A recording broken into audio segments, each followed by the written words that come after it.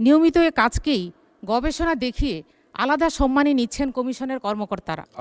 বিটিএসসির যে আলাদা কমিশনের কথা বলা হচ্ছে, অনেস্টলি আমার এই ফিগারগুলি যে উনি দিচ্ছেন মাননীয় সংসদ সদস্য, আমার এই মুহূর্তে জানা নেই।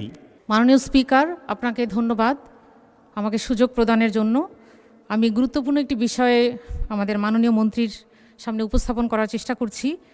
জাতীয় টেলিযোগাযোগ সংক্রান্ত নীতিমালা প্রণয়নে সরকারকে পরামর্শ প্রস্তাব দেয়া বাংলাদেশ টেলিযোগাযোগ নিয়ন্ত্রণ কমিশনের নিয়মিত কাজ, এটা আমরা সবাই জানি।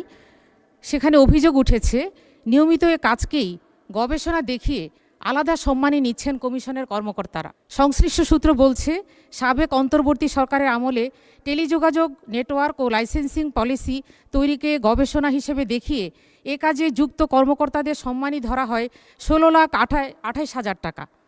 বিআরসি সবশেষে কমিশন সভায় এই অর্থ ছাড় করা হয়েছে। এছাড়া পলিসি বাস্তবায়নের গাইডলাইন প্রণয়নে যুক্ত ব্যক্তিদের সম্মানী ধরা হয়েছে 12,25,000 টাকা। এই অর্থ ছাড়ের জন্য বর্তমানে যাচাই বাছাই চলছে। এ ব্যাপারে আমি আমাদের মাননীয় স্পিকারের মাধ্যমে সংশ্লিষ্ট মন্ত্রণালয়ের দৃষ্টি আকর্ষণ করছি। মাননীয় স্পিকার, আপনাকে ধন্যবাদ। মাননীয় মন্ত্রী। ধন্যবাদ মাননীয় স্পিকার।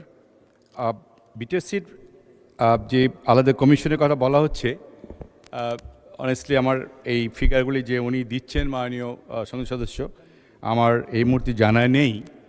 আমি এটা ওনার কথা অনুযায়ী আমি এটাকে ইনকোয়ারি করব, খোঁজ নেব, এবং ইনশাল্লাহ আমি ওনাকে নোটিশ দিলে আমি নেক্সট টাইম আমি ইন ডিটেলস তাকে ওনাকে যাতে মাননীয় সংসদ সদস্যকে। ধন্যবাদ মাননীয় স্পিকার।